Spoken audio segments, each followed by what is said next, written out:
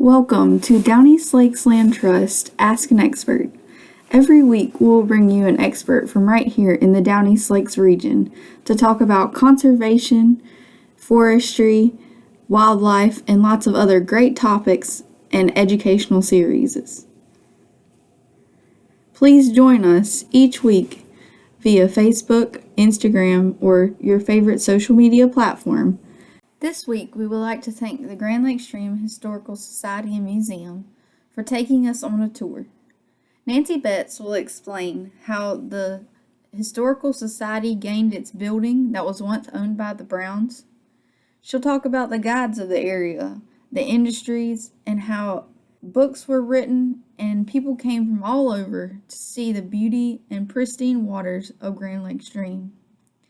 Join us as this series will happen over the next week in a variety of different videos that take you through a virtual tour of the museum. Hey everybody out there, we're here with our next episode of Ask an Expert. I'm here with Nancy Betz, who is a member of the Historical Society here in Grand Lake Stream, and we're going to ask her a few questions. Very good. Welcome to our museum. We're happy to show you what we have here. Celebrating the history of this wonderful town.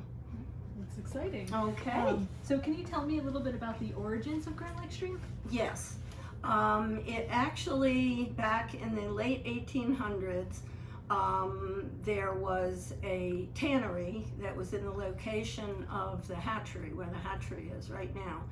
And at that time, the population of Grand Lake Stream was probably close to 600 people. Those men that worked at the tannery, the men that worked the woods to gather the hemlock bark that was used in the tanning process, and various other people. So it was a much larger community than it is now. It was not incorporated until 1897, but it existed as a community for all those years prior to that. During that time, there were guides. Primarily in the beginning, they were Native Americans, but as time went on and when the tannery eventually failed, it burned twice, was rebuilt, went bankrupt, and when that happened, the people that worked at the tannery, the boarding houses became the sporting lodges, and people reverted back to guiding for a living. This is a picture of a steamboat that was used prior to the square stern canoe to carry sports, their guide, and the canoes up lake so that they could fish for the day, and then the guides would paddle back at the end of the day fishing along the way.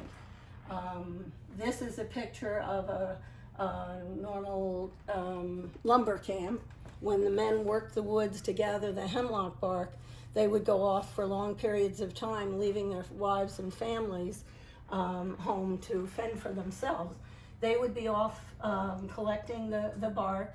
They would haul it by horses, and they would live in buildings like this, which were kind of dormitory style. They'd have a cook that would cook for them, but they would be gone for months at a time sometimes. These are some pictures. This is a picture of the hatchery, the second U.S. fish hatchery in 1877, and that was located near the dam here in Grand Lake Stream. These are some artifacts that were collected by a gentleman who had a camp here. We have several collections of arrowheads and points and various pieces that were collected. This is one collection, and there are two more, one behind you and one over there. This is actually a picture of the chimney from the tannery. We don't have an actual picture of the tannery, but this is a picture of the chimney that existed after it burned. Wow, that looks so different than it does today. Doesn't it? Yeah. When the tannery came into being, they cut all the woods first to build the houses to house the tannery workers, and then to gather the necessary bark. And in this area of the state of Maine, hemlock bark was very, very abundant, and that's why there were many tanneries throughout this area. And as I understand it, given one of the speakers that we had, they would make shoe leather from the leather that they produced here because it was a heavier, I guess, a better leather to use for shoes. But they would bring cowhides in by train and then bring them up to Grand Lake Stream, and it was primarily cowhides, but once in a while they would get some exotic pelts of some kind. These are just some household items and some other pieces that were collected. So when I was little, my mom had, that was like my play kitchen Yeah. stove. My mom had one of these metal ones there. As did I, and sometimes they came with little utensils. But yes, they were something we played with. I remember using a camera like that, so that dates me. If a student watching is interested in becoming a historian, what are some good steps to take? I would say learn as much as you can about a given area if you have a particular interest. Read as much as you can about it. Talk to some of the elders. Sadly, most of our elders are gone now. We still have a few members in the community, and they are wonderful in providing information for us. But as those people pass on, that's lost. So it's important to do it early when you want to pursue a history of any given area. Julia Brown's parents were the original owners of this homestead, and Julia's father was a farmer. He had cows and pigs and chickens, and he would sell milk to local people. Her mother was a midwife, so she would deliver babies in town, and quite often she would be headed off to a house with her little black bag, and the kids, knowing she delivered babies, would ask her, "Mrs. Brown, do you have a baby in that bag?" Prior to the Pine Tree Store, there was a store, actually a company-owned store, called Sutherlands, and it was across the street from the Pine Tree Store where the current office is of the Land Trust. This shows many household items that were used at that time. One that I find interesting is this waffle iron. Some of you may be familiar with the more current electric models, but this is an old Griswold, and it would have been on a wood stove, would be heated up, and the batter would be poured in to cook for a few minutes on that side, and then flipped to cook on this side, and then enjoyed.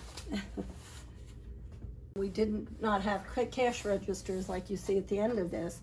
The shopkeeper would have a drawer like this, and as it was opened, a little bell would go off so that if somebody was in the drawer that shouldn't have been, that bell would signal the shopkeeper.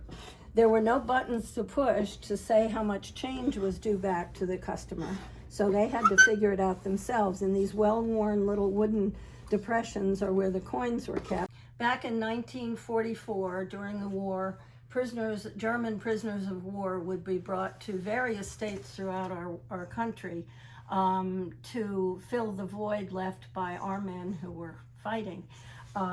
There was a prisoner of war camp in Princeton, Maine. If you're familiar with these structures on Route 1, this is where the camps were. Originally, they were CCC camps that were converted into barracks for the prisoners of war. They were so well treated by their captors that at the end of the war, they sent a letter of recognition. Minnie Atkinson lived in Newburyport, Massachusetts, but she spent her summers up here with her uncle.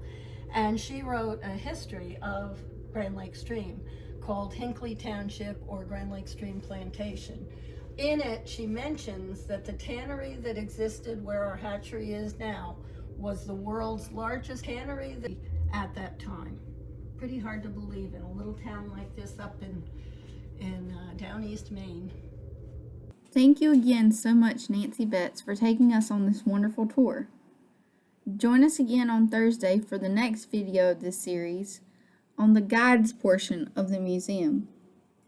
If you would like more information about the Historical Society or Down East Lakes Land Trust, you can visit our website at www.downeastlakes.org.